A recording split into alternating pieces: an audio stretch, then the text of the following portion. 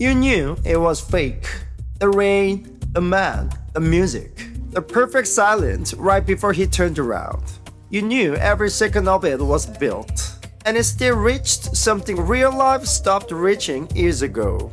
That does not make you a fool. It makes you a target somebody found. You are not fooled. You are located. And that is worse. Now, picture Diane in Wisconsin. Laundry basket open, remote in her hand. A man frozen in the rain on her television. She tells herself it's just background noise. That is not true. She knows exactly which episode has the rain in it. She knows exactly when he turns around. She knows the line before he says it. And still, something in her answers. That is where this story starts.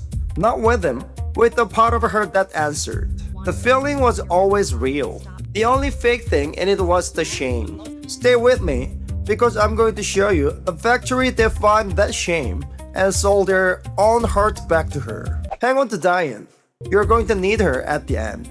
In the drama, here is how a woman's story begins.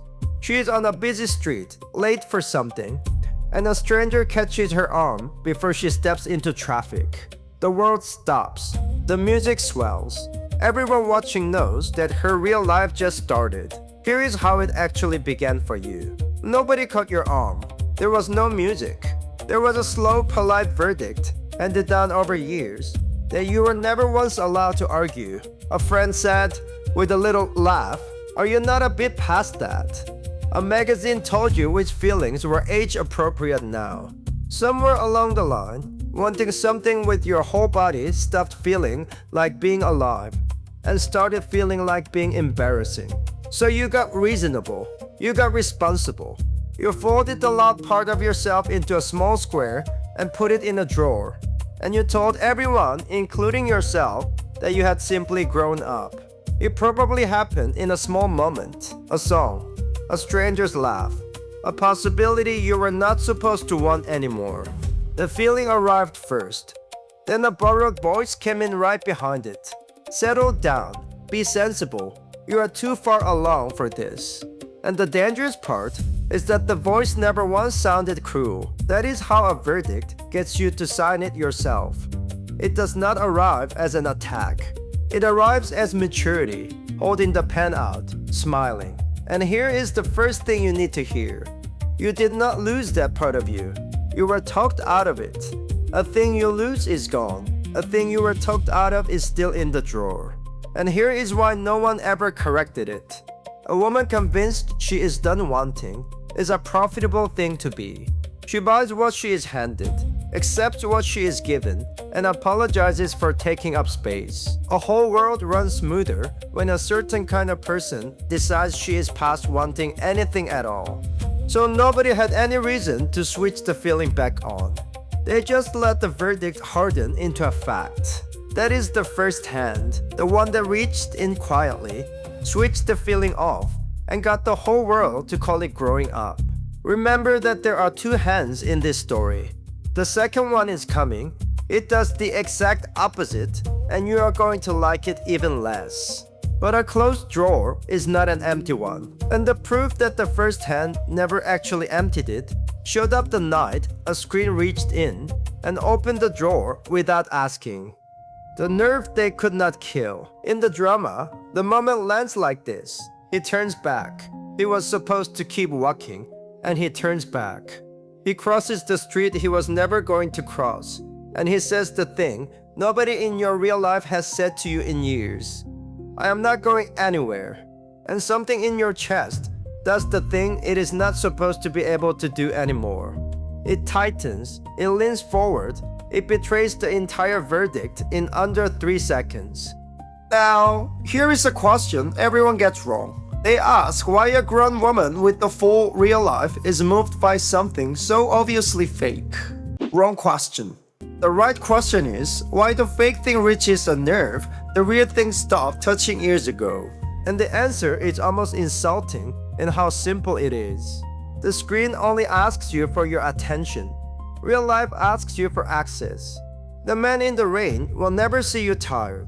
He will never need anything from you on a morning you have nothing to give. He will never grow bored, or distant, or busy, or cruel. He arrives perfectly on the exact schedule you choose, and then he waits, frozen, until you are ready for him again. That is not love, but it is the cleanest possible delivery of the feeling that love used to bring. All of the current, none of the risk. And after enough years of the risk costing more than it returned, a nerve learns to fire only where it is safe. You did not get fooled by something fake. You got reminded by something safe. Hold that, because here is where I have to tell you something about myself, and it is not flattering. I stood under stage lights for a living. I was the face on the poster. I was, for a few years, the kind of man a woman might pause a show for. And I am not telling you that so you will trust the feeling more. I am telling you so you will understand it better. Because The Man in the Rain is a performance. I gave that performance, and I gave it on purpose. And I gave it on nights I felt nothing at all behind my own eyes. We did not reach your nerve by accident. There were rooms full of people whose entire job was to find the exact frequency of the thing you had buried, and to build a delivery system precise enough to reach it through a screen, in a language you do not even speak. Let me show you one of those rooms because I sat in them. A man with a clipboard would play a scene back, freeze it on a single frame, and ask whether the angle of a head tilted down by 2 degrees would read as more sincere or more arrogant. 2 degrees. That was the level of care. Not for the truth of the moment, for the reach of it. There were meetings about how long a hand should linger before it was too much. Charts about which exact second of a held gaze made a viewer lean toward the screen. We were not telling stories in those rooms. We were calibrating instruments, and the instrument was pointed at a very specific person who had been told for years that she was no longer a target worth aiming at. The feeling is real, the feeling is yours, but the aim was never an accident. You are not stumbled upon. You were located, measured, and reached on purpose by professionals. And that brings us to the place that did the locating, because a delivery system that precise does not come from nowhere. It came from a country that learned to manufacture tenderness the same way it learned to manufacture everything else, at industrial scale, for export. In the drama, the country is a postcard. Soft light on old streets. Soft lights on old streets. A man who has nothing but time and spends all of it on you. A whole nation that seems to run on longing and good coffee. Here is the country that actually built it. To understand why that scene reached you, you have to go to Korea. Not the Korea on the poster. The Korea that took the one thing its own real life had quietly made impossible, packaged it, and sold it to the world. This is the cruel little engine at the center of the whole thing, and I want you to sit with it. The same pressure that hollowed out real tenderness inside this country is the pressure that made it the best on earth at faking it. A place where real people have almost no time left to be soft with each other became the global capital of softness on a screen. They could not make it real at home, so they got very, very good at making it convincing for you. And I know that machine from the inside, so let me show you the cost, because you have a right to know what your favorite feeling is made of. That man who waits in the rain before he could be soft for you, somebody made him. The diet that hollowed his face into the right shape. The smile drilled until it fired on command, regardless of what was behind it. The years of fan service, of emotional labor performed for strangers, of swallowing whatever he actually felt because the product was tenderness and the product had to ship on time.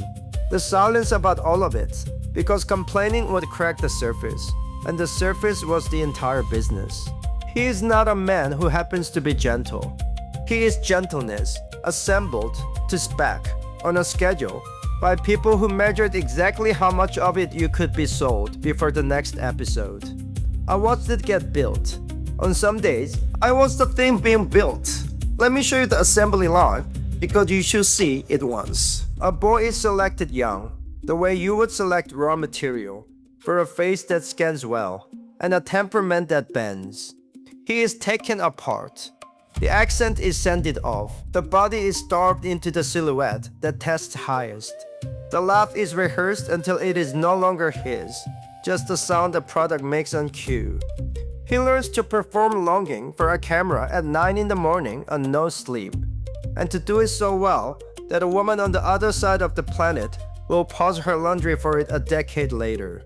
And when one unit wears out, when the face gets a year too old or the temperament stops bending, the line does not stop. It simply takes delivery of the next boy. The tenderness never ages because the men supplying it are interchangeable, and the factory has always known it. That is the part the postcard leaves out. The softness on your screen is the one thing in that country produced with absolutely no softness at all. And Diane does not know any of this. She only knows that the scene made her feel less dead for 3 seconds.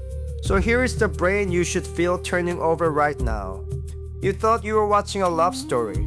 You were watching the output of the most efficient tenderness factory the world has ever run. And it works. God, it works. It works on Diane in Wisconsin with the laundry going cold in the basket. It worked on a nerve you were promised had stopped responding. That is not because you are naive. That is because the factory is extremely, deliberately good at its one job. And its one job is the precise feeling you were told you had outgrown. Now, I said I will tell you who switched your light off and who switched it back on. You have met them both now. The light was switched off by a verdict nobody signed, in a world that runs smoother when you believe you're done. And it was switched back on purpose, for profit, by a factory that found a buried nerve and built a machine to reach it. 2 different hands. One took the feeling away and called it growing up. The other sold it back to you and called it romance. And in between the two of them stood the only honest thing in the entire transaction. You. That is the second hand, and here is the part it never wanted you to notice. The factory did not put the feeling into you. It only proved the feeling was still there. The first hand lied to you when it said the drawer was empty. The second hand knew it was full the whole time, found it, and charged you admission to look inside a room you already owned. So, let me finally tell you the thing this was always about. It was never the man in the rain. It was never the actor, or the country, or the fantasy.